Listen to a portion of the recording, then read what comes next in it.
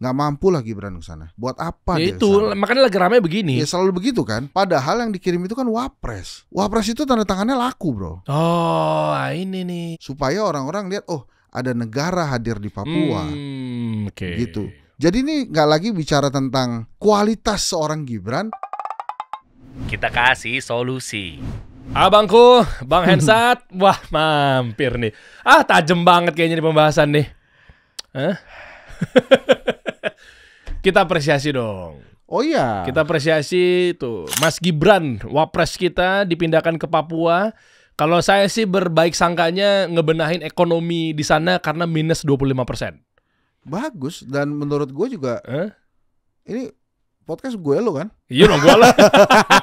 Ya gue lo lah. Enggak, ini juga bagus buat dia juga. Jadi kan kalau menurut gue Mas Gibran ya, kalau pakai teori lo tuh, dia ini masih marketing 1.0. Kalau tahu gitu-gituan sih. Belum 2.0, 2.0, 3.0, apalagi 4.0, 5.0. Siap. Jadi apa maksudnya dia coba? tuh terlalu dia banget. Kan 1.0 produk kan. Iya betul. 2.0 mikirin konsumen kan. Iya betul. Dia nggak mikirin tuh rakyat Indonesia tuh maunya dia kayak gimana. Bahkan di 3.0 yang makin berat kan. Ini gue sih nonton channel lo aja. Siap. Bahwa dia harus ada nilai, harus ada aspirasi ke publik. Dia nggak ada tuh. Jadi kalau menurut gue tentang Papua ini, dia bisa move ke marketing 2.0 ke 3.0. Ini tentang rakyat lain, tentang pemilih dia. Dan yang ketiga, yang 3.0 itu tentang bagaimana orang memandang dia, menilai karena dia, ya, betul. sosok leaders yang mengaspirasi, punya nilai lebih, bukan cuma karena bokap gitu. Nah ini kan 1.0 ini ditahan sama dia lama banget. Dia udah kepilih, harusnya dia belanjak tuh ke 2.0, ke 3.0. Dia mesti pikirin maunya rakyat Indonesia nih ngelihat gue kayak gimana. Maunya orang-orang Indonesia nih ngelihat gue punya nilai apa. Dia coba sih bro, dia kan monolog tuh. Ya. Dia mencoba itu, tapi tetap sebelum lo masuk ke monolog, lo tuh mesti memperkenalkan diri bahwa gue lagi 2.0 nih. Dia kan enggak tuh langsung aja bicara tentang hilirisasi. Nah orang pikir, lo siapa bicara tentang hilirisasi? Tapi kalau ada progresnya pelan-pelan, dia misalnya mulai masuk ke, sekarang nih menurut gue dia oke. Dia sudah mulai rapi gitu ya. Terus berdiri di belakang Pak Prabowo. Emang sebelumnya enggak? Sebelumnya kan enggak seperti Pak Prabowo lah penampilannya kan. Lebih ke anak muda. Terus dia lebih sekarang tuh mulai memuji Pak Prabowo. Orang tuh udah ngeh tuh, dia sekarang lagi berusaha untuk menjadikan dirinya wakil presiden yang memang ngikutin presidennya. Dia tidak berusaha Prabowo situlah gue segini gitu. Nah so far selama ini dia terlalu konsentrasi di 1.0. Makanya begitu muncul perintah ke Papua, akhirnya nih kalau kata kasih solusi, akhirnya orang, lah ini bisa nggak? Produk ini, maaf ya Mas Gibran ya, bukan gua ini, tapi ini seolah-olah nih. Ini produk ini sesuai nggak di sana? Bisa dipakai nggak? Dia nggak lagi ngelihat bahwa memang ada kebutuhan di Papua terhadap produk ini, terhadap Mas Gibran. Kebutuhannya Papua terhadap Mas Gibran apa? Jangan dilihat Gibrannya dong. Lihat wapresnya, ada wapres stay di satu pulau yang ada banyak provinsi di sana, 4 kalau gue nggak salah. Yang kalau dia di sana artinya perhatian negara bisa lebih berat ke sana. Tapi kan nggak dibikin, ini baru produk aja. Kayak ibaratnya nih air putih gitu dilempar ke sana gitu ya. Saya ke Papua nih gitu. Nah, lo bisa nggak di sana? Di sana ada ini, lo di sana ada itu, lo di sana ada ini. Tapi kalau dilihat, ini saya wapres dikirim ke sana, ini pasti ada berguna nih buat di sana, buat konsumen di sana, buat rakyat di sana. Mungkin akan mengaspirasi, itu udah sampai 3.0 tuh. Kalau teorinya lo ya. Gitu loh. Gue akhirnya makin mantap, yakin bahwa tadinya gue pikir lo mau nulis buku nih isinya ngapain gitu ya. Tapi ternyata ini gue jujur nih ya, ini dokter sesungguhnya nih begini nih. Henry Satrio. Nggak gini, Bang Esat, gini ini gue coba apresiasinya bahwa gila lu ternyata pembelajar ya. Maksudnya nggak gampang, izin nih, lu kan politikus, nggak gampang mentranslate, di luar topik dikit ya, mentranslate sesuatu yang di luar industri lu, marketing, itu akhirnya dikorelasikan ke politik dan boom, Itu susah loh. Itu ilmu literasi, ilmu retorika tuh ada di situ. Iya, itu karena banyak belajar sih. Banyak belajar, banyak baca ya. Iya. Banyak Tapi nonton bener. kasih solusi tuh. Siap. Gue udah berapa kali nih muji. Gila emang nih muji-muji mulai. Gue undang lagi besok ya.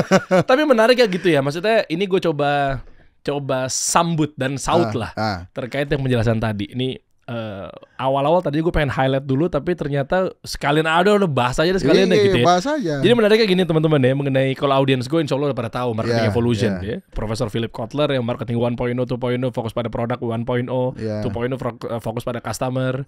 Yang satu ngomong kayak ada manis-manis, yang satu ngomong perilaku fokus, nggak bisa beda antara Sondora Menarji kan selalu gue bilang begitu kan. Padahal sama-sama jualan air putih. Tapi menariknya gini ya, ini mengingatkan gue pada, ini jujur, gue gak tahu ini menjadi bukan kritik, sebenarnya adalah bentuk kecintaan gue sama Danantara.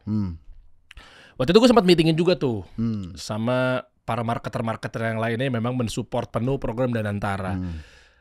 Dengan segala hormat buat bapak-bapak yang luar biasa, Pak Rosan, Pak Pandu, Pak Doni gitu ya.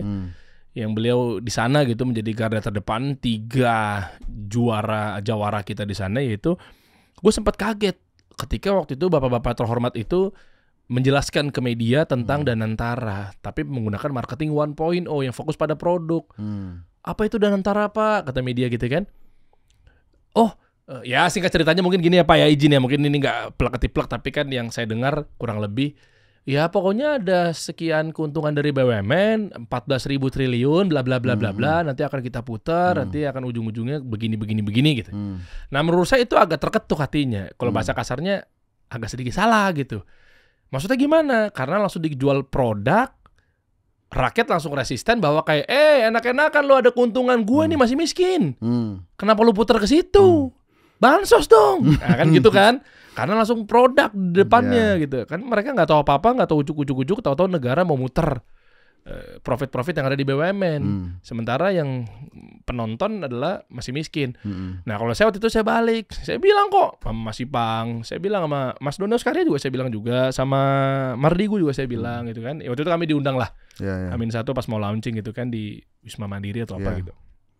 Saya bilang harusnya begitu media nanya marketing 2.0 apa itu Danantara.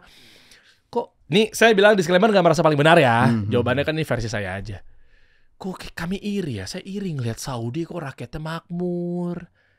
Saya iri yang ngeliat Norwegia itu kan ternyata kok kecil sekali angka kemiskinannya. Rakyatnya tuh makan semua, gak ada yang kelaparan. Cina, Malaysia. Oh ternyata begitu saya cari tahu, kuncinya ada cerdas banget tuh ya kepala negaranya ya. Ngelihat peluang BUMN ada keuntungannya diputar, ujung-ujung buat rakyat dari situ. Kan enak ya dengernya ya, dibalik dari customer dulu gitu loh. Oh ternyata Norwegia bikin begini. Oh ternyata Singapura atau Malaysia bikin Temasek. Oh ternyata itu kuncinya untuk biar rakyat tuh gak lapar.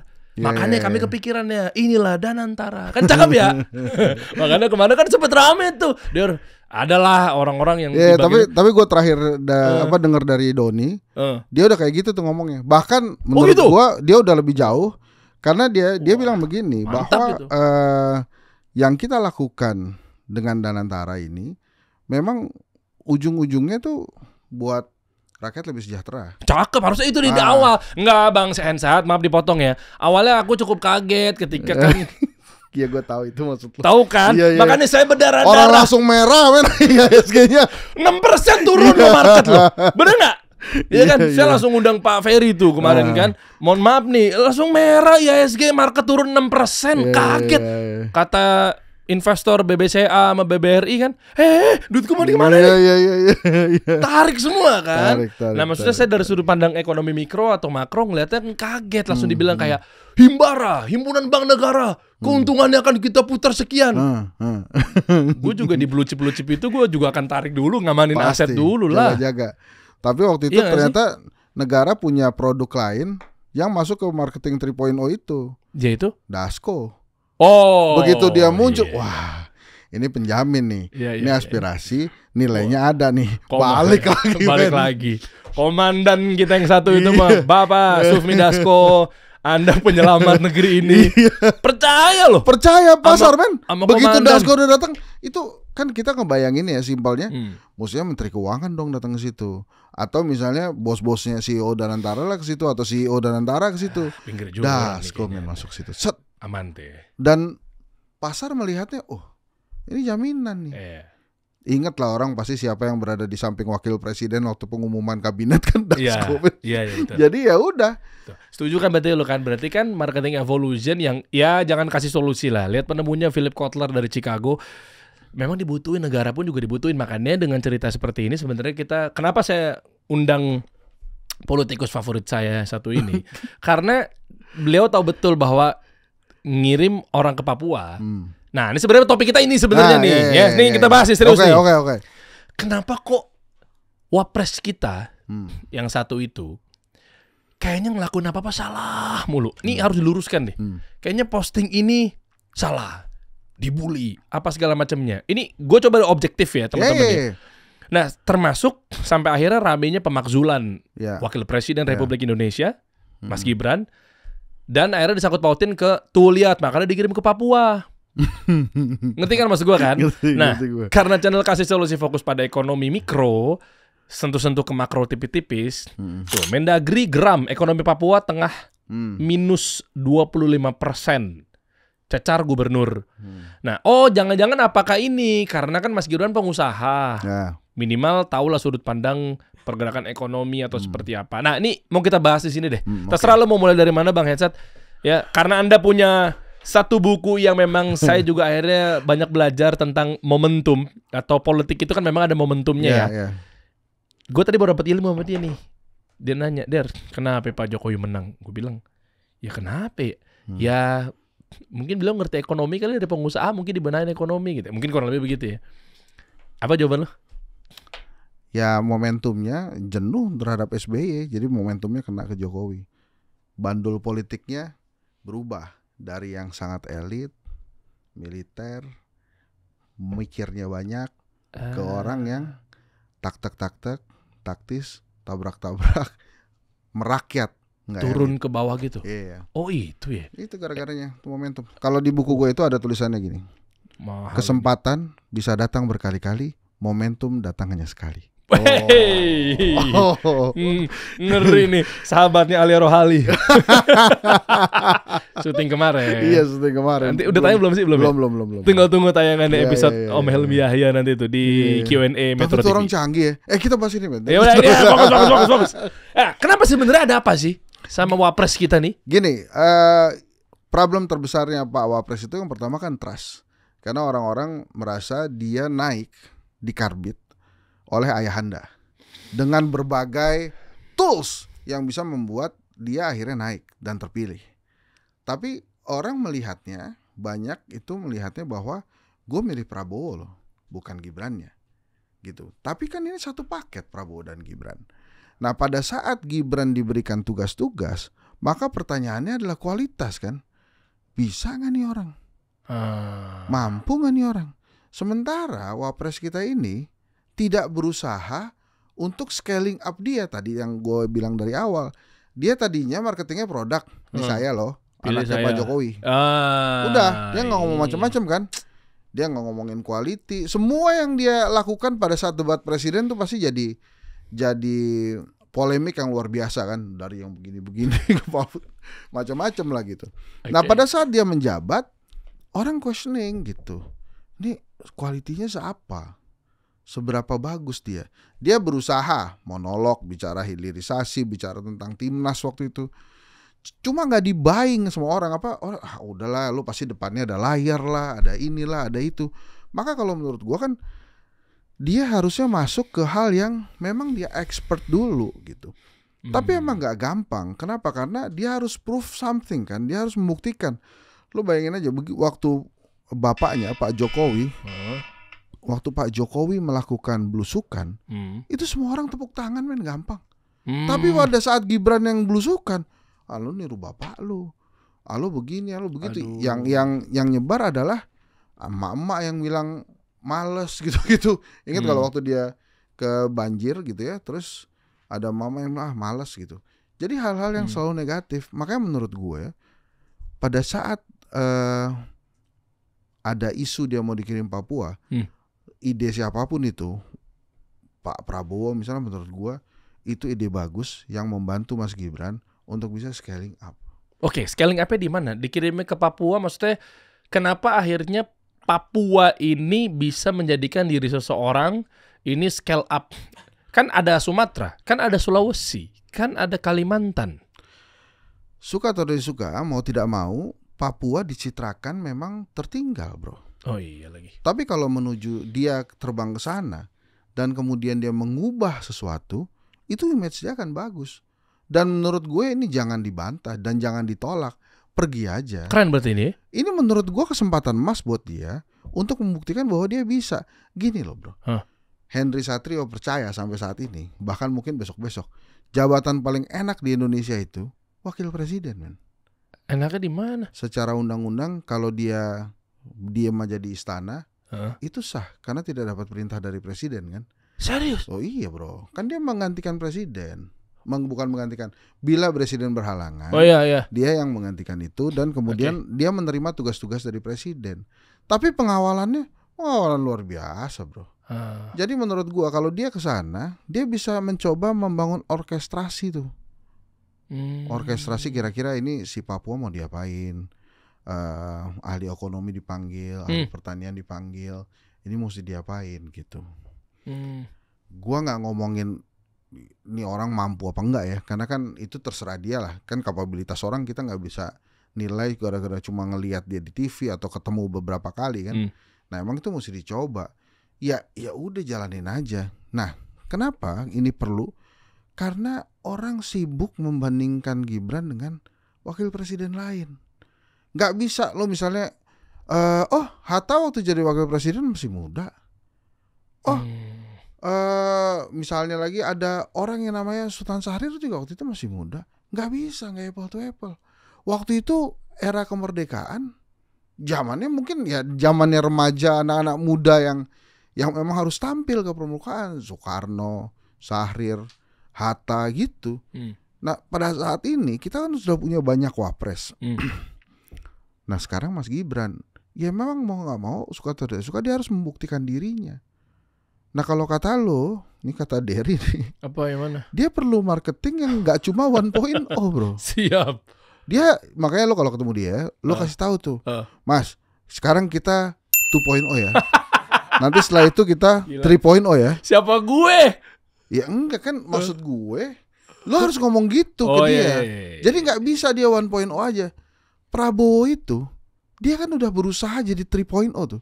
Lo bayangin aja. Pas kemarin di PKB, saya tuh biasanya minum kopi. Kopi itu buat saya pintar dan semangat. Ini dikasihnya teh nih, brengsek dia bilang gitu kan. ke staffnya kan. Itu artinya apa? Dia berusaha menempatkan dirinya seperti rakyat Indonesia yang lain. Keren. Yang senang minum kopi. Iya betul. Dia udah sampai situ tuh. Iya betul. Coba Mas Gibran, yang beredar ngegolin itu dipersilahkan sama kipernya. Dia mau gitu, tendangannya susah loh itu, persilakan anak aja. Ada 2 kali, bro. Yang satu lagi yang kipernya Marcel diginiin sama Marcel, silakan. Itu teman-temannya itu ya, nggak usah diajak main lagi, itu toksik buat Gibran. Itu wapres kita tuh perlu diajarin bahwa harus ada perjuangan dan usaha. Ini teman-temannya begitu. Yang jadi kiper ya menurut gua nggak usah diajak main lagi tuh. Oh berarti lingkungannya. Itulah, bro. Jadi maksud gue sekarang itu Mas Gibran tuh perlu ada hal-hal seperti Papua ini mungkin yang bisa naikkan dia gitu loh ke levelnya. Dia kan politisi, men. Politisi itu kan produknya dirinya sendiri. Gitu ya, kayak Henry Satrio nih. Pengawat politik kan gue juga mikir uniqueness gue apa ya dibandingkan dengan pengawat-pengawat politik yang lain. Teori-teori sama semuanya. Yang ngafal-ngafal kalau gue mau juga ngafalin bisa juga. Tapi apa uniqueness gue yang bisa gue liatin ke orang-orang nih apa ya? Paling sambil ketawa-ketawa, sekali-sekali gue gue pernah disuruh stand up comedy, men, kacau banget. Kenapa? Karena sampai ternyata ya gue bukan komika ya, dan gebleknya gue mau aja gitu kan, ya nggak apa-apa supaya ada bedanya kan gitu. Nah sekarang Gibran ini harus ketemu nih bedanya apa. Ma'ruf Amin, dia sosok wakil presiden yang kalem, tenang, ikutin Pak Jokowi dan dianggapnya pemersatu antara faksi-faksi yang waktu itu lagi bertengkar lah di zamannya itulah ada gesekan-gesekan agama itu Ma'ruf Amin. Oh. Nah, terus misalnya Pak Budiono gimana, Yusuf Kala gimana, nah Gibran ini gimana? Ini kan kita masih lihat akhirnya, wah ini sosok jadi wapres karena bapaknya nih. Bahkan imbasnya ke Prabowo kan, dianggapnya Prabowo masih ngikutin bapaknya lah, beginilah begitu, padahal kan enggak aslinya. Apalagi ya foto viral kemarin ya, yang di meja makan, yang ada Pak Jokowi, Ibu. Itu di ruang tamu tuh bro, bukan di meja makan. Ruang tamu ya, lupa gue. Ruang tamu yang dikasih makanan kali di tengahnya tuh. Kan ada Pak Jokowi, ada Ibu Rana sama Gibran sebelahnya. Gibran kan, Mas Gibran kan, seberangnya kan ada Pak Prabowo sama itu, menteri-menteri itu. apa yang Anda tafsir dari foto tersebut? Oh, ya kalau gue ya ngelihatnya, jangan kenceng-kenceng banget. Ya oke. Nah kalau gue sih, menurut gue ya gini loh bro. Ini gue nggak berusaha menjawab, tapi gue pengen jawab. Iya. Prabowo, Jokowi itu adalah presiden dan presiden sebelumnya yang pertama kali menjalin komunikasi bagus. Jadi Prabowo presiden ke-8, Jokowi presiden ke-7. Ini baru pertama kali terjadi di Indonesia, komunikasinya bagus. Dan bridgingnya di antara Pak Jokowi sama Pak Prabowo tuh nggak ini masalah, gitu. Kayak damai gitu loh, bayan gitu loh, simpelnya gitu kali ya. Asiknya begitu gitu. Soekarno ke Soeharto nggak gitu bro. Megawati ke SBY juga nggak gitu juga. SBY ke Jokowi awal-awal. SBY ngeritik apa, Jokowinya ke Hambalang ke Hambalang waktu itu kalau nggak salah tuh yang apa yang atlet kalau nggak salah Wisma Atlet yang Jokowi ngeliatin diem gini kan dikritik sama SBY tuh. Dia pergi ke sono. Itu kayak gitu, cuma antara Jokowi dan SBY ini kan terjadi lah komunikasi. Jokowi yang Prabowo. Oh ya sorry. Jokowi sama Prabowo ini terjadi lah komunikasi yang baik gitu. Nah kalau lo tanya apa interpretasi gue pada saat pertemuan itu, gue bilang biasa aja. Kenapa? Karena itu udah sering terjadi sebetulnya. Lo mau lihat, kan ada yang bilang wah presiden lapor ke Raja Jawa. Ya boleh aja orang ngomongin kayak gitu. Tapi kalau gue lihat, ini bukan kali pertamanya Prabowo ke rumah Jokowi, bukan kali pertamanya Prabowo ketemu sama Jokowi. Ya ini udah kejadian gitu aja, bisa aja Prabowo nyengkuk Jokowi. Tapi namanya politik bro, bebas diinterpretasikan apa aja. Cerita-cerita di dalam politik itu ya banyak aja. Bahkan ya ada sebuah kalimat nih dalam politik itu. Yang lo lihat nggak seperti yang lo lihat, yang lo dengar nggak seperti yang lo dengar. Di politik tuh bisa kayak gitu. Yang tahu perbincangannya mereka berdua apa ya mereka berdua aja. Si Jokowi sama Prabowo. Emangnya nggak boleh ke rumahnya Pak Jokowi terus duduk berhadapan-hadapan gitu? Oh iya boleh. Ya boleh aja kan. Terus orang kan mempermasalahkannya itu satu keluarga sama wapresnya. Yang ini presiden sama menterinya. Ya kan harusnya kan Mas Gibran di sebelah Prabowo gitu kan. Ya, harusnya begitu kan. Ya tapi ya itulah kejadiannya gitu. Apakah Pak Jokowi masih punya pengaruh di Indonesia? Masih. Apakah Pak Jokowi masih punya pengaruh ke Prabowo? Belum tentu gitu. Apa pengaruhnya? Ya macam-macam lah kan, orang melihatnya oh ini ada menterinya Pak Jokowi masuk ke kabinet Pak Prabowo. Terus ya itu misalnya dari duduknya itu bahwa ini juga Mas Gibran nih. Ini protokolnya gue gak kasih tahu ya konsultannya. Bener kata lo harusnya lo kan presiden bos, lo wakil presiden. Sekarang lo duduk samping samping presiden lo dong. Ngapain lo duduk sama bapak ibu lo gitu? Kalau dia duduk sama bapak ibu lo, fitnah jadinya kan, ya jadi kemana-mana. Jadi fitnah, gitu. Udah gitu kan dari gaya masuknya, dari gaya masuk rumahnya kan juga begitu tuh kalau lo lihat tuh kan tangan ke belakang gitu. Udah deh. Jadi, nah ini balik lagi ke seorang Gibran ya. Dia harus perhatikan bro citranya dia. Dia itu berat masalahnya. Orang tuh ngelihat Jokowi, orang ngelihat Prabowo, orang ngelihat Gibran. Ini anaknya Jokowi.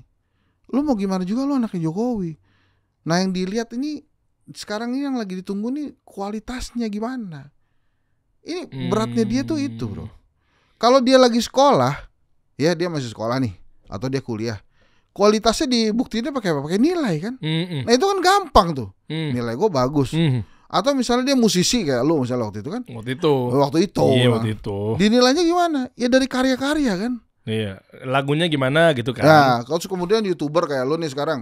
Dilihatnya dari jumlah subscriber, dari jumlah viewer. Nah ini Mas Gibran nih gimana sekarang kualitinya? Misalnya dia lagi dituntut untuk marketing 2.0 atau 3.0, dia bagi-bagi skincare kan orang. Oke. Ini gimana sih maunya? Jadi bro, Iya. kalau kita bicara Mas Gibran ini, apakah dia punya kemampuan? Gue yakin punya. Seberapa tinggi gue nggak tahu. Tapi dia harus manfaatkan Oke. posisi yang orang lain gak punya untuk membuktikan bahwa dia punya kualitas. Apa contohnya? Seorang pengamat politik senior, maksudnya kita lihat satu persatu, kita runut misalnya Papua dulu. Baru nanti nyampe ke obrolan kenapa harus atau semangat banget sih orang-orang yang di seberang itu pengen memakzulkan. Nah, Nanti sebelum ke situ tapi artinya Papua, apakah tujuannya kita dua aspek nih. Yang pertama ngebenahin Papua, terus menurut lo dari segi yang mana? Oke, dan kenapa juga harus dibenahin ya? Dan yang kedua adalah oke dikirim, itu maksud gue nilai yang bagus banget gitu ya, dengan akhirnya dipercaya sama Pak Prabowo misalnya untuk ke Papua karena mungkin jauh dari kota gitu ya, atau ibu kota apa segala macamnya, karena mungkin atau enggak Mas Gibran dianggap sangat kompeten makanya bisa benahin ke Papua, atau mungkin sangat diterima, atau mungkin figurnya baik, profilnya apa segala macamnya. Nah terus jangan sampai akhirnya ekonominya juga mungkin tetap, kita nggak berharap itu ya, dari minus 25% akhirnya jadi naik. Terus kira-kira apa yang harus dilakukan? Karena kan Anda udah duluan terjun ke dunia politik. ya, Mas Gibran tergolong baru lah. ya kalau menurut gue, Iya. kalau memperbaiki ekonomi mungkin the next step bro. Oke. Tapi dia kelihatannya diminta Pak Prabowo untuk mempelajari Indonesia dulu, jadi leader dulu. Oke. Dikirim tugas ke Papua jauh lebih bagus dibandingkan dia dikirim ke IKN. Kenapa gue bilang begitu? Kok bisa? Lah di Papua, lu minimal sebagai leaders, lu bisa ngobrol sama warga sekitar. Oke. Kalau di IKN lu mau ngobrol sama siapa? Kagak ada orangnya. Jadi kalau lu mau jadi leaders, Iya. kemudian lu mau belajar tentang Indonesia, lu pergi ke Papua lah. Lu ngobrol dengan rakyat yang ada di sana. Kan di sana juga orangnya bukan orang Papua semua, banyak pendatang juga dari Sulawesi, dari Jawa. Ya lu ngobrol di sana. Minimal tuh menurut gue ya, step pertama yang harus dia lakukan itu dia mengerti orang Indonesia selain Solo. Gitu. Itu kalau lo udah dapet, barulah habis itu lo pertimbangkan untuk macam-macam. Gue yakin banget Pak Prabowo juga nggak expect dia bisa memperbaiki ekonomi Papua kok. Yakin gue. Lah bapaknya juga kagak bisa. Presiden tuh. Emang waktu itu berapa pertumbuhan? Total kan 5, sekian %. Enggak, maksud gue ya Papuanya masih segitu-segitu aja. Padahal Pak Jokowi berkali-kali loh ke sana. Nanti tolong dicek deh pertumbuhan ekonominya Papua. Ya ini kan udah ketahuan minus 25. Padahal waktu itu Pak Jokowi ke sana terus. Jadi menurut gue begini. Papua ini kan wilayah hebatnya Indonesia. Dengan banyak juga wilayah masalah di sana. Jadi ibaratnya ini kayak battleground yang bisa lo belajar di sana deh. Lo ngobrol di sana deh. Walaupun gue juga nggak tahu ya apa tujuannya Pak Prabowo misalnya beneran jadi ngirim Wapres ke sana. Tapi kan yang ada itu adalah sudah dibantah. Bukan ngirim Wapres ke sana, tapi Wapres bisa berkantor di sana. Ada siapa aja di sana ya macam-macam, termasuk ada tim keuangan negara, tim ini, tim itu. Karena khawatir takutnya Papua keambil kali sama oknum atau negara-negara tertentu, makanya bisa dibilang dikasih Mas Gibran karena mungkin lebih taktis, lebih paham misalnya. Ya ntar tambah lari bro kalau alasannya begitu. Enggak, makanya yang nanya doang. Enggak, maksud gue ya kalau dia seneng, kalau ya kok gue cuma ditaruh orang kedua yang begini lagi. Enggak, maksud gue Nah sih. kalau dia lebih ngerti strategisnya. Enggak, kalau menurut gue ini bukan tentang Papua bro, ini tentang Gibrannya. Tentang Gibran dan tentang Indonesia. Kan Pak Jokowi kan udah statement kan begitu ditanya sama wartawan kan. Iya. Bagus itu kan, bagaimana kan Papua juga bagian dari Indonesia. Iya, bagus, sudah. Harus dijaga. Ya berarti kan butuh orang-orang yang kompeten, makanya Pak Prabowo percayakan kepada Mas Gibran. Sebagai Wapres ya. Iya. Dia kirim Wapres bukan kirim Gibran gitu sebetulnya. Iya, kirim Wapres yang bernamanya Gibran, bener kan? Iya, tapi di sana udah ada tim-tim negara yang udah di sana tuh, kalau si Pak Tito tuh kan.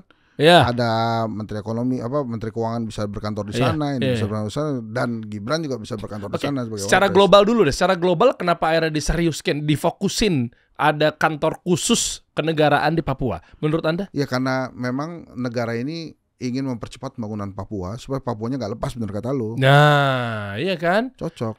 Makanya butuh Mas Gibran. Ya. Bisa jadi begitu. Ya. Kenapa lo gitu sih mukanya?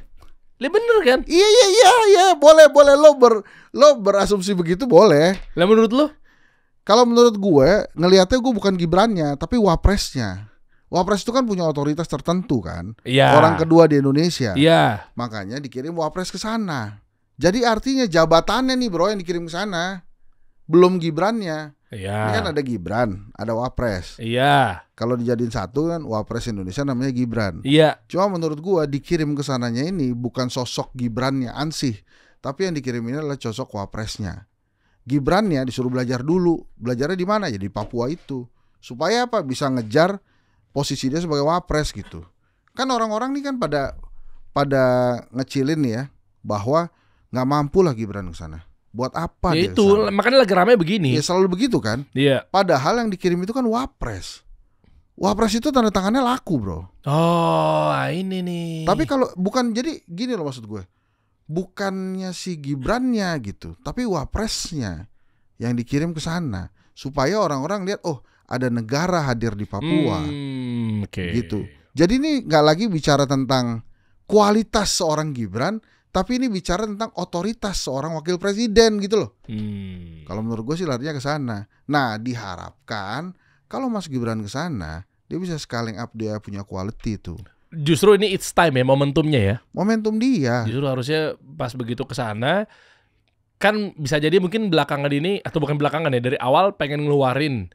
Selama ini mungkin dipendam, tapi karena memang mungkin dikit-dikit dibenci, gampang dibenci, diserang apa segala macamnya. Salah mulu dia tuh. Iya kan? Nah, jadi kayak kesana salah mulu, tapi dia kependam tuh. Nah, justru ini momentumnya ketika udah di Papua, keluarin dong. Ayo Mas, lu punya value apa? Iya.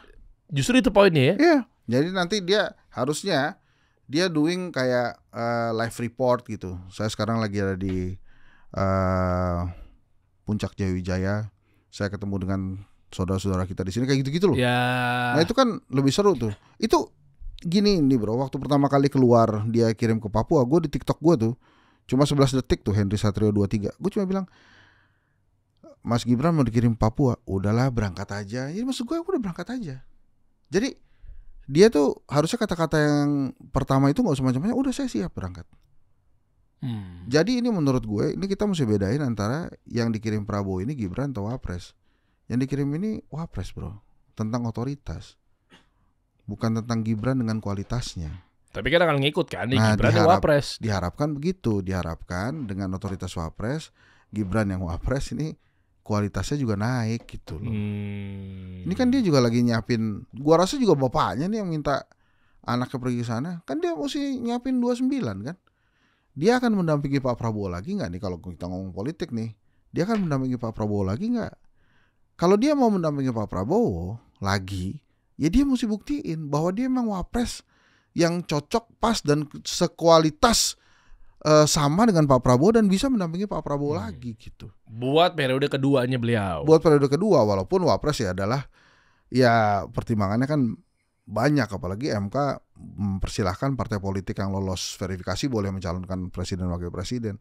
Jadi ini perjalanannya jauh, makanya waktu dia bilang Gibran akan berkantor di Papua, menurut gue sih Jokowi seneng kan, akhirnya kemarin dia ngomong kan. Iya. Kan? Iya. Bagus karena itu kesempatan dia membuktikan diri bahwa dia bisa gitu. Dan menurut gue nih juga cakep lagi peluangnya, langsung pegang Papua, maksudnya langsung urusannya pengirimannya tuh tentang negara yang mungkin sebagian orang menganggap ini diskriminatif gitu loh. Papua mah di ujung apa segala macam. Jangan bisa, begitu tuh. Dan gak bisa ditiru bro. Iya. Dia bagi-bagi skincare. Ya Henry Satrio juga bisa. Derry juga bisa. Datang ke banjir kita juga bisa bro. Jadi semuanya monolog tentang hilirisasi apa susahnya sih? Monolog tentang timnas apa susahnya sih? Tapi begitu ke Papua gak semua bisa. Cakep. Rakyat ngeliat dari sini nih. Iya juga ya, justru harusnya ngeliatnya bahwa kayak gila, gak sembarangan lo bisa dikirim ke Papua ngurusin udah provinsi misalnya. Dan nice. Ya itu butuh waktu juga. Makanya pada saat dia dikirim ke sana, orkestrasi dia juga mesti benar tuh. Jangan sampai kemudian dia dikirim ke sana ya makin kacau kan, kasihan juga Papuanya. Anda misalnya sebagai wakil presiden Republik Indonesia. Oh ya, gue mau banget tuh, amin. dia doa juga ya. Ya udah. Ya, masa gue menteri nggak dapet kan? Oke. Amin. Amin. Jadi lu mau menteri apa, Der? jadi gini. Kapolri bisa nggak Kapolri gue? Nggak bisa, bro. Nggak bisa ya. Nggak bisa. Jangan mancing-mancing Iya, ini. iya, iya. Iya, jadi begitu Anda dikirim ke Papua, apa yang Anda harus lakukan? Nah, coba, pengen tahu. Ya kan kali-kali kan keintip sama Mas Gibran kan poin 2 sama poin 7 kayaknya boleh juga nih gua kopi. Kan misal. Ya. Coba Standarnya politisi, bro. Lo ke pasar, ke pasar. ngobrol sama yang ada di pasar itu, karena pasar itu, bro, itu kan mikronya. Kalau ini bahasa lo nih, bahasa mikro. Ini kan mikronya ekonomi itu kan adanya di pasar. Di situ ya. Ini kan sekarang lagi rame Rojali, Rohana lah segala macam itu kan. lagi. Itu kan potret ekonomi Indonesia tuh dianggapnya dari situ, dari si Rojali, dari si Rohana ini. Jalan-jalan doang tapi nggak beli ya. Nah makanya kalau lo ke pasar, lo bisa ngobrol sama orang-orang, lo bisa tahu mungkin harga ikan di sana murah, tapi bisa jadi harga telur mahal, bisa jadi harga daging mahal, bisa jadi harga beras atau sayuran-sayuran lain mahal gitu. Nah kan lo bisa belajar dari situ. Lo sering ngobrol sekali, 2 kali, lama-lama kan lo jadi terbiasa. Oh, Papua tuh begini, Papua tuh begitu. Dan lo memberikan laporan itu kepada presiden.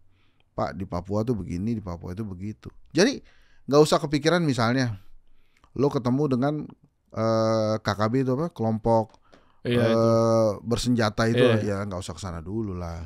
Tapi kalau gue jadi Gibran, jadi wakil presiden, gue datang ke sana, yang pertama kali gue kunjungin itu bukan kantor pemerintah tapi pasar. Langsung belanja masalah ya. Iya, langsung ngobrol. Abis itu lo datang ke sekolah-sekolah. Gak usah tentang MBG dulu, tapi tentang gimana anak-anak itu belajar. Dan yang paling penting, gimana sih kehidupan guru-guru di Papua. Cakep. Marketing 4.0 lo ini loh. Langsung, komunal, iya. ngelompok, communal, community. Itu marketing 4.0 tuh. Dan abis itu jangan lo yang ngomong, terus minta guru-gurunya ngomong. Tadi ngobrol apa sama Gibran? Nah ngobrol. Nah guru-guru itu kan lebih enak viralnya, bro, dibandingkan dia ngomong. Iya. Gitu ya. Di kita ada istilahnya ntar social kalau lo proof. ditelepon sama Wapres bagi-bagi ya. Pinter juga nih ya. Jadi ada social proof. Jadi kalau perkataan dari guru itu lebih emotional value. Jadi orang dengerin. Iya, kalau Gibran yang ngomong kan jadi takutnya khawatir salah-salah ngomong balik ke 1.0 lagi, subjektivitas, produk doang. Saya habis begini nih, saya habis begini nih gitu ya. Iya, tapi ngobrol yang benar. Jadi maksud gue konsultannya atau pendampingnya Gibran ke sana, kalau dia ke pasar juga diberikan waktu lebih lama untuk bicara, untuk ngobrol. Emang ada konsultannya nggak benar? Atau jangan-jangan Mas Gibrannya sebenarnya udah benar tapi ternyata ada oknum-oknum di sekitarnya? Menurut gue, so far Mas Gibran tidak menjalani fungsi sebagai politisi pada saat dia berkunjung ke titik-titik tertentu. Misalnya ya, kan viral tuh yang dia lagi ke sekolah, terus dia lihat ke atas, gitu, langit-langit. Terus misalnya dia lagi kunjungan ke universitas, itu kan didampinginya sama petinggi-petinggi universitas itu. Dia tidak berusaha bicara dengan para mahasiswa yang memang ada di situ. Misalnya, berani nggak? Misalnya Mas Gibran datang ke satu universitas, pertama kali pergi bukan ke pertemuannya, tapi datang dulu ke kantin, ngobrol sama mahasiswa-mahasiswa lainnya. Ini bukan tentang membuktikan kualitas, tapi tentang bagaimana dia engage sama orang. Iya. Kan kita belum pernah lihat dia engage ya sama teman-temannya mungkin, tapi sama orang-orang banyak kan dia nggak ada. Udah anak-anak bagi-bagi susu? Ya bagi-bagi susu akhirnya apa? Bagi-bagi susu doang, nggak ada ngobrolnya, nggak ada apa. Kan kita pengen lihat nih engagement. Pak Prabowo aja bisa loh gitu. Dia Pak Prabowo bisa. Seperti jadi maksud gue, Jokowi, Prabowo, SBY, Megawati ini kan orang-orang hebat, leaders hebat yang juga bisa membuktikan bahwa mereka punya kedekatan sama rakyat. Menurut gue Mas Gibran tuh perlu begitu. Jadi pada saat dia landing misalnya di Papua, dia pergi ke pasar, timnya ini harus mempersilahkan Mas Gibran bicara lebih lama. Jadi bukan cuma datang, lihat, ambil timun, gimana Bu harganya, taruh lagi, nggak gitu. Yang ngobrol lama aja, termasuk sama guru-guru itu. Kan guru-guru itu, gue anak guru bro, gue tahu gimana susahnya jadi anak guru gitu. Jadi guru susah, jadi anak guru lebih susah lagi. Beli apa-apa kagak bisa gitu ya. Bukan gak bisa sih, agak tough juga tuh bokap-nyokap gue waktu itu. Agak ya nabung dikit lah segala macam.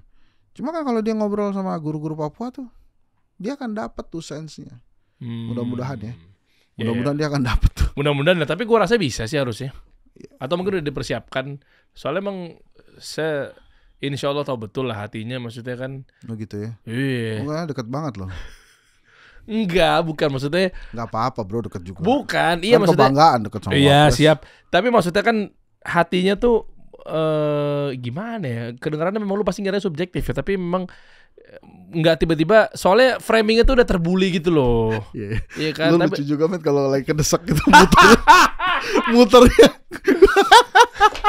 Ya enggak, maksudnya kan sebenarnya kan gengsinya nggak ada. Itu kan harus diapresiasi. Iya, Bisa. iya. Kalau tadi sarannya lu itu seharusnya sih bisa. Ya harusnya bisa lah. Cuma Iya. sekarang mau apa enggak kan?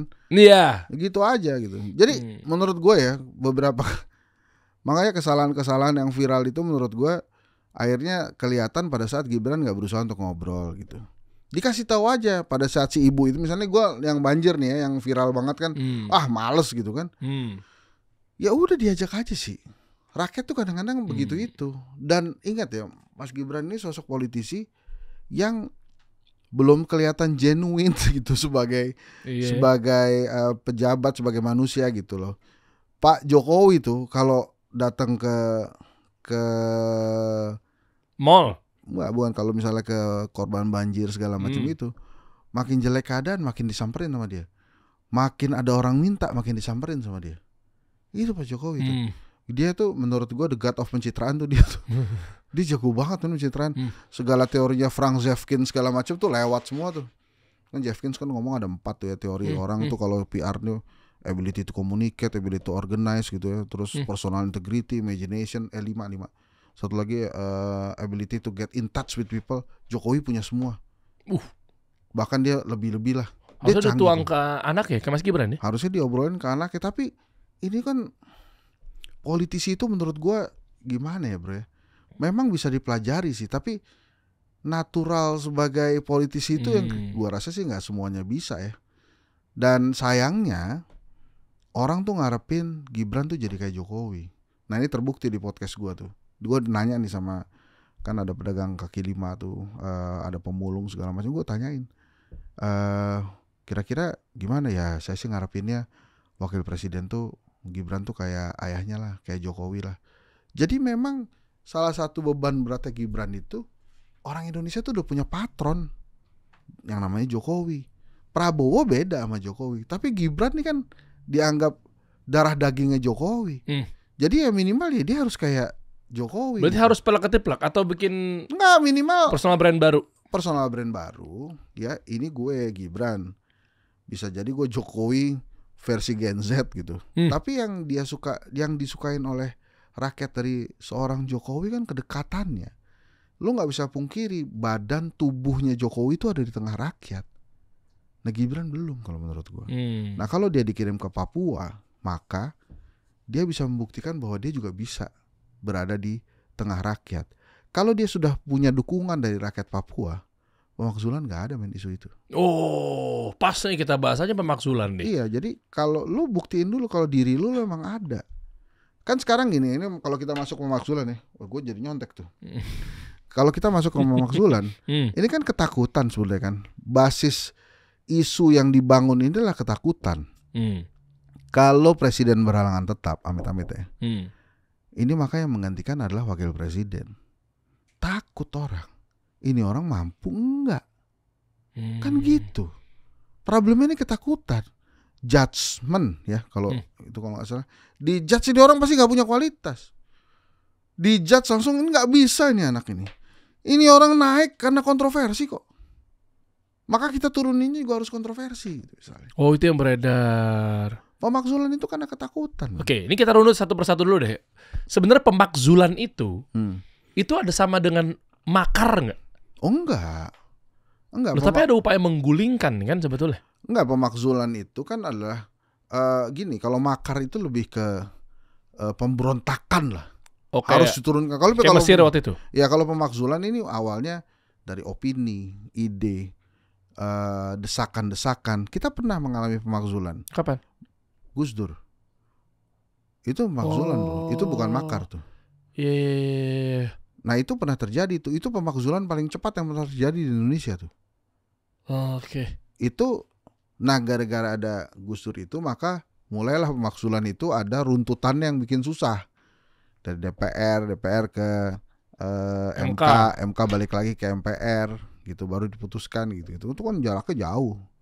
Tapi bisa cepat ya, pernah terjadi itu ya, ala Gus Dur gitu. Oke, jadi artinya pemakzulan ini kan sebenarnya isu berarti ya yang dilontarkan. Ya, pemakzulan hanya isu dilontarkan dan kemudian ada proses yang tidak ada pemaksaannya. Oke, sebentar. Berarti kalau makar ini nanti gue coba sandingkan bentar ke my ideologi, yaitu masuk ke ranah akidah dan lain sebagainya ya, tipis-tipis nih.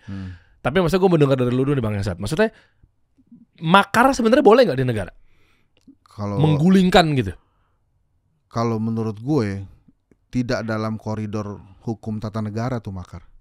Berarti nggak ada dong? Itu harusnya pemberontakan, itu nggak boleh sih. Nggak boleh kan? Nah itulah sama mungkin kalau akidah yang gue yakini masuknya karena firman Allah gitu ya. Taatilah Allah, Rasul dan pemimpin-pemimpin kalian gitu, makanya nggak bisa diberontak. Apalagi mungkin kalau isu, nah gue nggak tahu nih pemakzulan yang dimaksud adalah kalau isu, melemparkan isu, apalagi sampai fitnah, apalagi sampai akhir penggiringan opini, ya kan, buzzer dikerahkan apa segala macamnya, itu masuknya kan khawatirnya adalah ujung-ujungnya turun tuh. Iya, tapi pemimpin kita. Tapi pemakzulannya kan sah secara undang-undang. Jadi ada di undang-undang. Diikutin cara undang-undangnya, nggak tiba-tiba lo langsung lo datang ke istana lo selesaiin itu beresnya, itu kan makar tuh. Itu nggak bisa tuh kayak Tapi gitu. Tapi kalau yang ini kan ya memang ranahnya ada. Gitu. Bahkan di agama haram hukumnya ketika kita menggulingkan presiden, menebar isu kebencian apa segala macamnya. Makanya pemakzulan itu kan bisa diturunin secara paksa hukum tata negara. Ya. Oke. Yang nggak paksa, kalau paksa makar kan. Yang kedua ya memang ada kesadaran mengundurkan diri dari orangnya gitu. Kayak Pak Harto. Ya, jadi di lobi supaya mengundurkan diri, gitu kan, mundur akhirnya. Tapi kan ujung-ujungnya waktu itu kan demo besar-besaran itu kan upaya itu enggak juga. Ya, tapi kan ujung-ujungnya karena Prabowo karena Soehartonya mau mundur. Waktu itu kita kan hidup sama ya tahunnya. Coba apa sih susahnya? Misalnya Prabowo Soeharto waktu itu perintahkan TNI, Polri, basmi itu yang di MPR. Dengan kekuatan Soeharto saat itu, gua rasa bisa, bro. Tapi Soeharto nggak melakukan itu karena dia tidak ingin berdarah-darah ini negara, gitu. Wih, keren dong. Itu negarawan memang dia saat itu. Dia berhenti kan, selesai. Akhirnya dihormati, gitu. Nah, sekarang Gus Dur pun begitu. Daripada dia ngelihat ada tempur perang saudara, ya udahlah gue mundur aja, gitu. Nah ini sampai ke situ nggak Gibran pikirannya, nah kan? Gue sempet ngejok juga kan kalau Gibran mundur yang paling kecewa siapa? Siapa? Anwar Usman. Kenapa gitu? Lah dia udah pasang badan, bro. Ketua MK dia udah lepas, bro. Masa mundur tiba-tiba. Nah kalau cerita pemakzulan kan itu, tapi basis cerita pemakzulan ini karena ada ketakutan orang terhadap apa?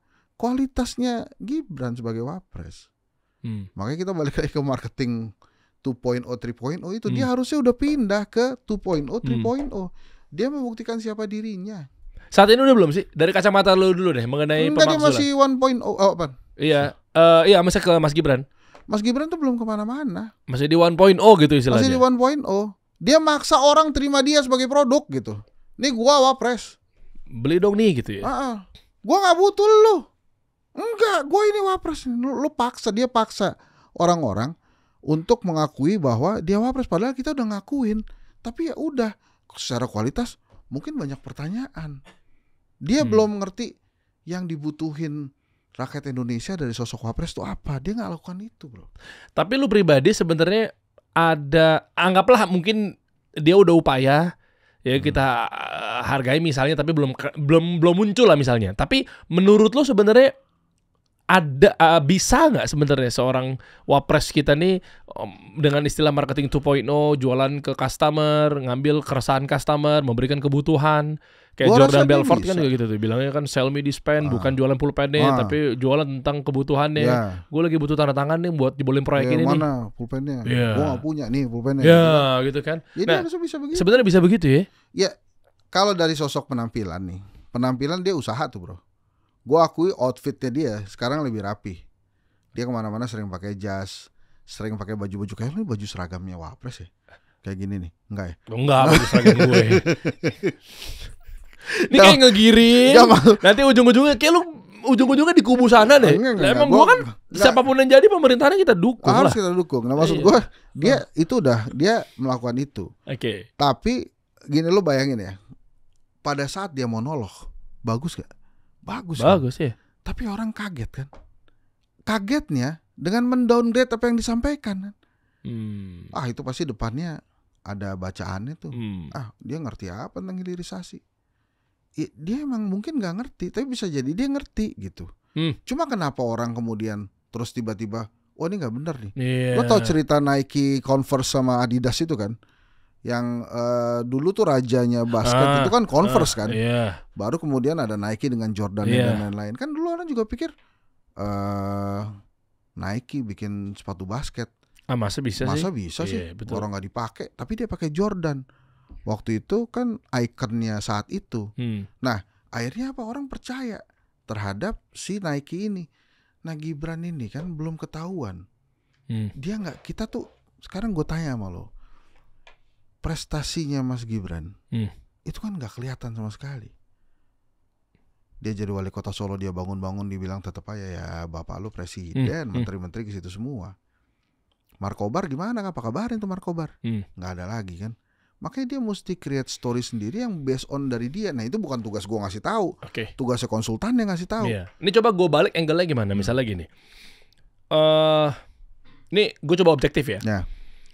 Gue bisa sampai di titik ini, berarti kalau 3-4 tahun yang lalu gitu ya, mungkin wawasan gue tuh nggak sekarang ini. Nih gue open aja ya. Mungkin gue nggak tahu lu setuju gak ketika kita banyak ketemu sama orang, knowledge kita jadi lebih berkembang. Setuju kan ya? Setuju. Bahkan kemarin Om Helmi Yahya juga sempat posting itu. 70% orang sukses itu kuncinya ada pada networkingnya. 70% gue langsung like tuh. Sepakat gue, karena memang ya lingkungan terserah lah, mau level paling rendah adalah ordal sampai level paling tinggi adalah memang kualitasnya jadi naik, berkembang gara-gara saya nongkrong A, B, C, D, F, G sama orang-orang kaya, orang-orang sukses. Nah, dan gue jujur kalau terserah kedengarannya mungkin memang subjektif dan agak ngerasa GR karena memang ini diri gue sendiri, tapi berasa banget lu ngerasain jadi gue deh, atau lu ngerasa diri sendiri lu apa segala macamnya, ketemu sama satu hari ketemu berapa kita episode 3-4 orang, 3 orang aja. Pagi, siang, sore, gue syuting podcast daily. Dan di hari kerja, Senin sampai Jumat. Berapa banyak gue ketemu orang berbeda-beda. Kayak tadi gue sebelum ketemu lu nih Bang, ada syuting lagi gue sama Wakapolres Metro Jakarta Barat, Pak Tri. Barusan beliau baru balik. Maksudnya kan, apa sih yang mau gue sampaikan di sini adalah, semakin banyak ketemu sama orang, pasti skill meningkat apa segala macam. Nah, sekarang angle-nya dibalik. Oke lah, mungkin di luar sana ada yang benci, nggak terima, dia naik karena bapaknya, Mas Gibran nih lebih tepatnya ya.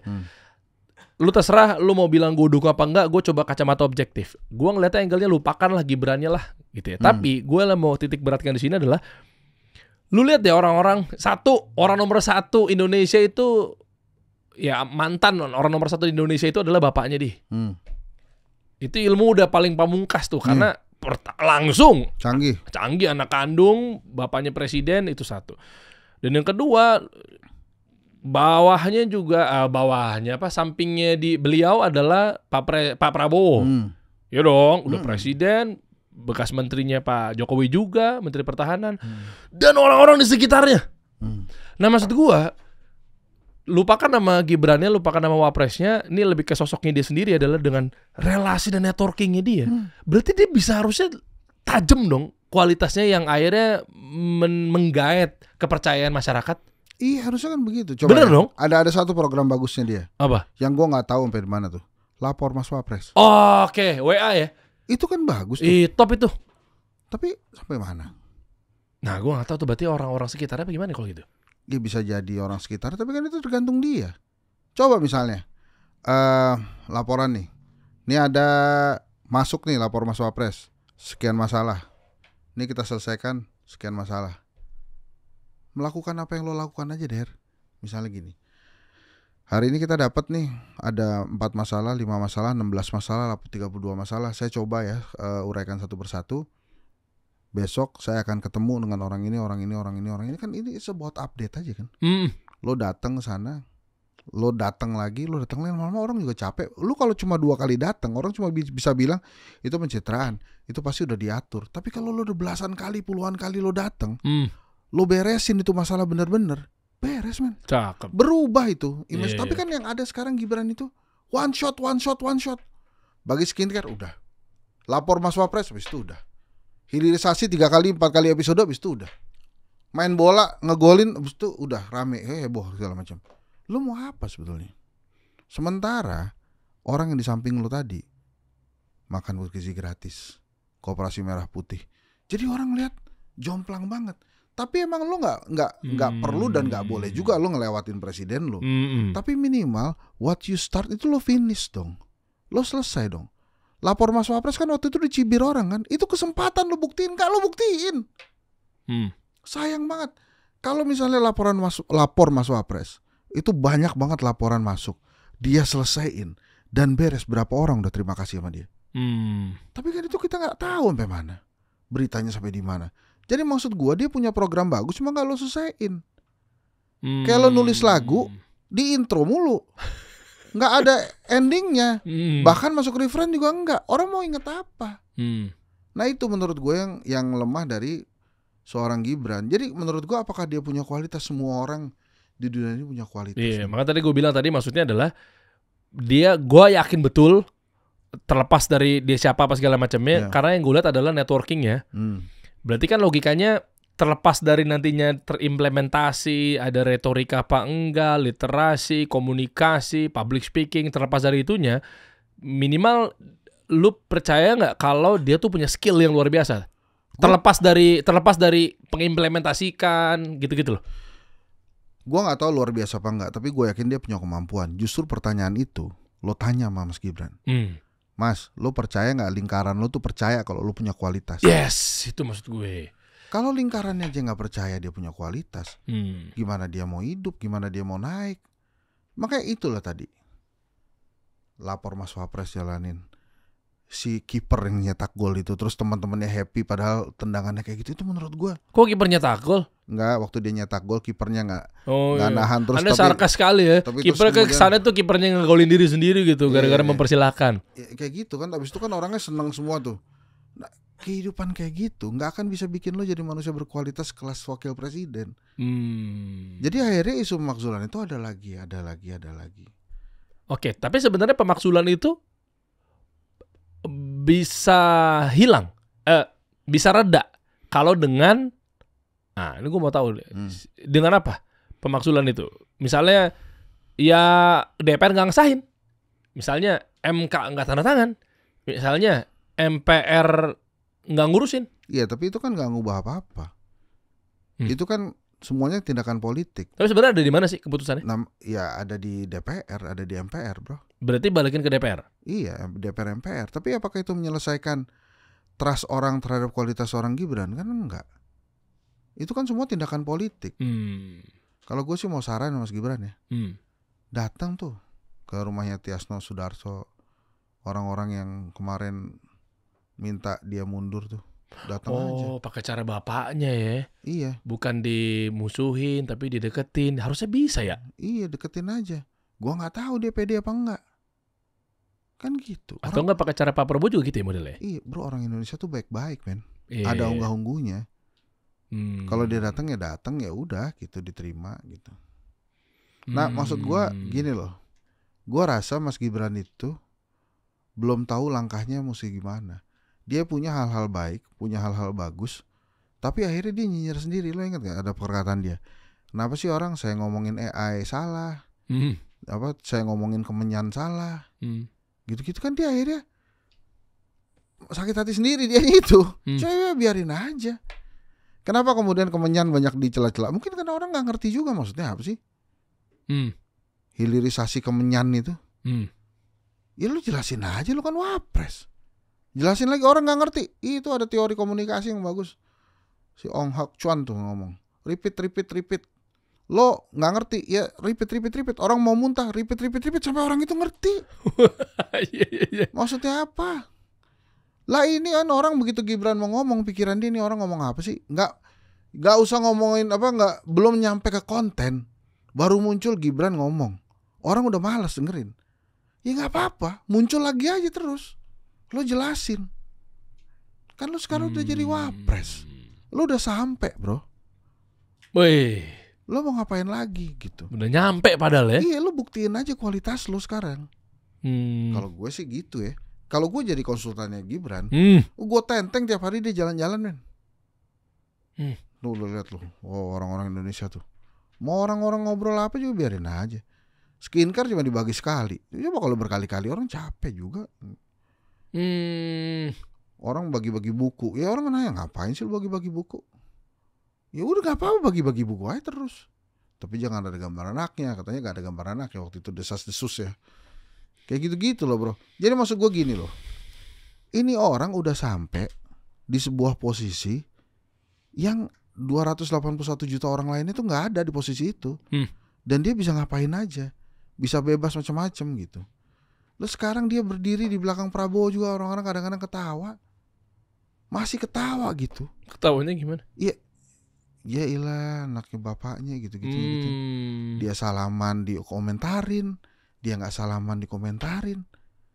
Kalau gue jadi temennya Gibran, itu gue kasih tahu men, gimana caranya dia nggak dikomentarin terus, gitu. Jangan nanya gimana caranya ya, ntar aja. Lo nyimpen lo, mau maju lo. Ada angkanya. Ya. Gitu maksud gue bro. Jadi gini loh, udah battle-nya tuh udah selesai, lu udah jadi wapres. Sekarang lu ganti aja, ganti battle. Lu bukan lagi berjuang jadi wapres. Sekarang lu cuma nunjukin kualitas lu. Orang-orang yang mengusulkan pemakzulan, ini problemnya cuma satu, takut. Kenapa takut? Karena lu takut nggak punya kualitas sebagai presiden. Ayo dong Mas Gibran tunjukin dong. Gue nggak tahu sih dia bisa apa enggak. Bisa lah, networkingnya kuat. Iya udah bikin terusin gitu. Ya iya makanya gue ngundang lu tuh. Iya. Biar ada siapa tahu ada yang bisa dipetik masukannya. Lo tau nggak? Ya kan, gue nggak tahu, lupa gue menurut siapa. Tapi orang, kecerdasan orang itu dilihat dari gimana dia cara ngomongnya segala macam itu kan runut atau enggaknya. Minimal itu dulu kali dia belajar.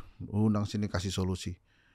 Kan lu kasih solusi kan, lu masih bisa kasih solusi kayak gitu kan. Justru yang duduk di sini buat ngasih solusi ke audiens lah. Oh gitu. Dibalik dong posisinya gue di situ. Oh gitu. Enak juga ya kayak lu ya. Ngundang orang kasih solusi. Iya kan? Tapi berani kasih solusinya ada di lu. Enak kan. Gue dari tadi baca ini nih cakep juga lo. Apa sih? Udah mulai 4.0 tuh. Pakai dibocorin. Nah, jadi bukan strategi marketing gue yang jualan travel umroh. Iya bukan tentang pahala lagi kan. Kadang-kadang orang kan mikir kalau lo umroh dapat pahala bisa masuk surga. Nah ini lo kalau ada keretakan, lo cakep kita juga. Kita kan praktisi. Bener lo hebat. Jadi makanya Mas Gibran, ini mau sepaket nih mumpung nih. Beneran nih? Ya lu politiknya, gue marketingnya. Iya boleh. PR-nya di gue, lu strategi politiknya. Iya boleh. Ayolah Mas, nih mumpung kita belum dipakai sama AHY nih.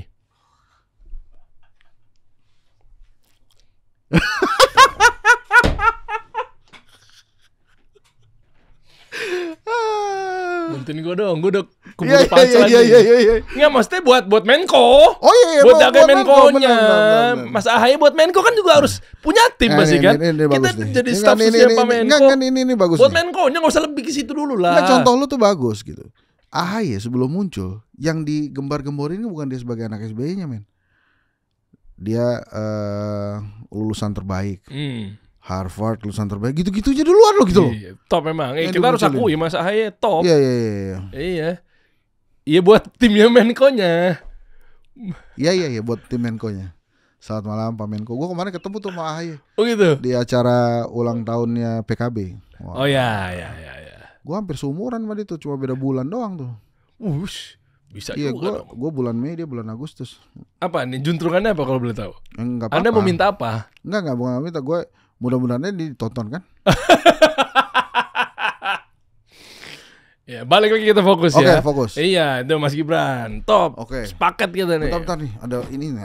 Iya. Sip. Ya pokoknya dengan adanya seperti ini kita nggak tahu ya. Kita pengen negara ini adil makmur sih, rapi gitu ya. Ya terserah lah, ya rakyat bebas pendapat ya mau makzul apa segala macam. Kalau gue sih sebenarnya sih lebih kepada daripada ribut-ribut ya kita bersatu aja nih.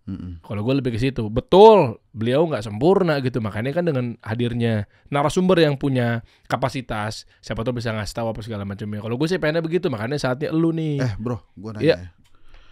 Kalau wapres tuh boleh sekolah lagi nggak? Dalam konteks apa nih? Ya gue nggak tahu lagi kalau untuk undang-undang ya. Nggak, Ya makanya sekolah mah sekolah aja lah. Iya, makanya maksud gue gitu. Sekolah aja. Misalnya dia kuliah S2 gitu. Ya boleh lah harusnya boleh kan? Boleh, maksud gue. Nih balik nih. Ini kan masalah trust nih. Kemampuan kan. Gue belajar lagi deh jawabannya. Kata Gibran. Oh lo nggak percaya gue? Ya udah. Gue belajar lagi. Keren lagi ya. S2 kan cuma 2 tahun. Keren nih. Iya. Gue mau belajar nih, gue buktiin gue sekolah resmi. Dia tes di UI misalnya. Di UI lah, gak usah di luar negeri. Di marketing ada namanya RUM, RUM, Raw Unfiltered Marketing. Jadi raw itu mentah, unfiltered itu tanpa disensor, marketing yang marketing. Banyak kok yang pakai gitu kan, baik itu secara langsung atau secara nggak langsung. Kayak Fadil Jadi pernah pakai, Chef Juna pernah pakai, nggak tahu dia sadar apa enggak. Intinya adalah raw itu mentah, jadi kayak ke apa adanya. Yes, itu buat ngambil hati masyarakat atau konsumen kalau di marketing ya. Misalnya contoh Cleo Pak Hermanto Tanoko begitu. Ini naudzubillah ya, amit-amit ya, misalnya pernah ada isu gitu di Cleo. Tiba-tiba Pak Hermanto Tanokonya bilang, ya kami akui memang waktu itu ada keteledoran dari karyawan kami sehingga ada airnya misalnya kemasukan apa. Betul kami akui, oke. Mulai sekarang saya coba benahin sistemnya, saya coba begini. Nah, coba deh teman-teman silakan kalau mau uji lagi, ayo saya tantang dalam arti positif. Nah, itu satu. Dan kedua, ada platform-platform exchange juga di cryptocurrency juga pernah ada yang kebobol 300 miliar. Makanya kan sekarang peraturan OJK jadi lebih ketat gitu kan untuk cryptocurrency apa segala macamnya, Bitcoin dalam situ. Akhirnya pernah ada lah. Mungkin teman-teman juga tahu. Akhirnya ownernya turun ke media-media bilang, ya kami akui kami 300 miliar uang orang pernah hilang, tapi dengan peraturan di OJK kami ganti, kita balikin 100%. Nah sekarang mungkin bahasa kasar gini, sekarang saya upayanya udah datengin teknisi atau engineering IT yang anti hack dari ini. Mungkin kalau bahasa bercandanya silakan mungkin buat teman-teman tes siapa yang bisa ngejebol platform kami, mungkin begitu. Jadi kan dia akui apa adanya. Abis itu tanpa disensor, orang ini berarti bener-bener ngambil hati kita. Oke, kalau gitu coba lu buktiin deh. Itu lunak, Bang. Ada ilmunya tuh. Banyak kok di US pada pakai marketing kayak begitu. Bener. Dan kalau Gibran sekolah lagi, apa yang mau dicela? Ini gue sekolah. Ya, pakai Mas Gibran, Raw Unfiltered Marketing. Dan S2 itu banyak banget yang kelas malam. Jadi lu nggak ngelanggar undang-undang. Jadi jam kerja lo udah selesai. Jam kerja lo udah selesai. Cakep tuh. Gue kuliah lagi. Kuliah bareng teman-teman yang lain. Jadi teman-temannya juga tahu nih orang tugas ngerjain nggak. Kalau kuis bagus apa enggak nih nilainya. To the point-nya langsung. Raw Unfiltered Marketing. Coba buka. Mahal tuh. Harus tadi gue nggak usah buka ya. Bayar dulu ya. Ini nih Cleo nih bro. Gue kalau jadi Cleo marah nih. Kenapa? Ini hiasan apa bisa diminum? Bisa lah. Oh bisa ya? Bisa. Gue mah CS ya nggak, Pak Hermanto. Nah, kirim terus, udah mau habis tuh kayaknya tuh. Iya. Ada dong. Dibilang kita sepaket, kita bikin manajemen aja. Iya cocok. Iya kan? Buat di mana? PCO? Iya. Kok PCO? Kabinet lah, kabinet aja. Ada marketing, tambahin ada, rumusnya ada. Oke. Tuh. Wah, itu bagus tuh. Keren kan, Mas Gibran. Mahal tuh dari Hendy Satrio dan Derry. Siap, traffic ban. Pakai strategi Raw Unfiltered Marketing. Traffic ban ini adalah burgernya Fadil Jadi. Pada pakai tuh, ada jurnalnya. Lengkap tuh. Cakep tuh. Pakai. Jadi apa adanya.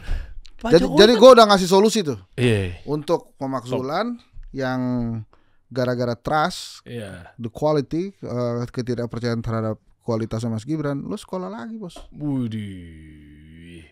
Ntar ya kalau ada resiko-resiko isu yang lain, terserah lu beresin lah administrasi kan. Ntar ditanya kan pasti ngomong S2 kan ditanyain juga ijazah sebelumnya bro. Ya lu tuh lu urus lah.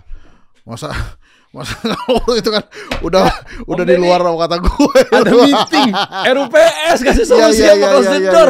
Ada ya gimana Om? Aman lancar omset aman. Ada aja bahan-bahannya. Ya kagak, maksud gue itu kan administrasi lo selesain lah. Iya, emang ada masalah di Ya Mas makanya Gibran? kan enggak harusnya kan. Oh iya, ya harusnya udah makanya kan enggak. gue kasih solusi. Iya. Ini sesuai ini lo sekolah lagi. Tapi kan ada Oh iya administrasinya, ditanyain. ya Kalau udah S2 kan beresin. S1-nya mana? Iya. Iya Ya kan? bener kan, gue gak bohong. Iya, iya. Apa Lulusan- gak salah juga. Mas Gibran lulusan mana sih? Itu katanya dia aja, udah bro, ganti topik deh bro. Lu panjang men ngurusin itu pertanyaan Oh, itu. iya, betul, Pertanyaan betul. lu panjang tuh. Iya. Ntar pasti ada yang komen tuh. Bisa diedit nggak sih? Pokoknya kalau mau detail tahu ya terutama mungkin Mas Gibran dan tim apa segala macamnya Nah. gitu kan. Ini detailnya ilmu-ilmu tadi tuh semua ada di sini. Ada nggak? Nah, ada. Serius nih. Tapi yang sekolah tadi nggak ada bro, itu kan berawal dari lu tuh. Oh iya. Gitu. Ada. Tapi memang ada itu tuh. Kejujuran, mengedepankan kejujuran dan keaslian pesan. Nah, Unfiltered marketing. kira-kira mau nggak ya dia S2 ya? Kalau menurut gue tuh S2 deh. Di UI, nggak usah di luar negeri. Di sini yang orang-orang tuh ngelihat kalau lo belajar, lo hadir, lo ngerjain tugas, lo ikut kuis. Bagus itu. Iya. Iya itu iya juga ya. Dan itu setelah jam kerja selesai. Meredakan isu kayak begitu ya. Iya. Jadi dia lebih dekat sama mahasiswa. Ini gue sekolah nih. Kalau orang sekolah masa dicela-cela, itu kan artinya dia mau mengangkat kualitas dia kan. Atta Halilintar pernah pakai ya? Yang dia SMP lagi. Atta Halilintar. Dia ngerti marketing lah. Bu Susi juga masih baru kemarin dapat ijazah SMA. Iya. Bu Susi. Iya makanya banyak yang glorifikasi dia SMP lagi SMA lagi tuh bagus tuh. Kalau gue dari sudut pandang marketing itu ngambil hati rakyat banget. Iya. Jadi Dan cuma makin 2 dekat. tahun bro. Paling lama 3 tahun kan S2. Lo selesai jadi wapres lo, wah di wisuda bro. Iya, yang wisuda. Tapi gini bang, terakhir deh, kecepatan gak ya untuk ngambil keputusan bahwa dia gagal setahun aja belum masa pemerintahan Prabowo Gibran. Maksudnya pemakzulan ini sebenarnya kalau gue nggak tahu ada sejarah-sejarah yang sudah pernah terjadi belumnya di sebuah negara gitu, kayak misalnya ngebenahin perusahaan BUMN aja itu butuh bertahun-tahun, apalagi ngebenahin negara loh. Iya, tapi beban itu nggak ada di dia bro. Nggak, coba sebut deh. Maksudnya apakah berapa tahun Prabowo Gibran sekarang udah berapa? 10 bulan. Tuh ya, anggaplah setahun lah. Ah. Apa iya setahun itu menjadi tolak ukur bahwa ini kompetensi, kapabilitasnya, Iya, tapi kredibilitasnya? penilaian itu bukan buat Gibran. Penilaian itu untuk Pak Prabowo. Jadi pemerintahan itu baik kalau misalnya pemerintahannya bagus, itu presidennya yang dinilai. Pemerintahannya buruk, presiden yang dinilai. Nggak ada tuh pemerintahan bagus yang dinilai menteri-menterinya, wapresnya nggak ada bro. Jadi kalau pertanyaan lo kecepatan apa nggak menilai pemerintahan ini, itu bukan buat Gibran tapi buat Pak Prabowo. Gitu. Artinya pemakzulan terjadi kan difokuskannya pada Mas Gibran. Kan tadi ketakutan itu. Ketakutannya kalau bila Pak Prabowo presiden berhalangan tetap, maka yang menggantikan itu wapres. Nah wapresnya nggak dipercaya kualitasnya. Makanya tadi kita ngomong Henry Satrio kasih usul, kalau nggak dipercaya kualitasnya, ya lo sekolah lagi aja di depan hidungnya mereka tuh yang nggak percaya. Kalau kualitas lo nggak ada kan. Harusnya lu nih, Gitu. ya kan konsultan politiknya kan. Kemarin lu nyerang bapaknya mulu sih. Kagak. Gue baik lah ya bapaknya. Baik ya? Baik gue. Pernah nyerang nggak?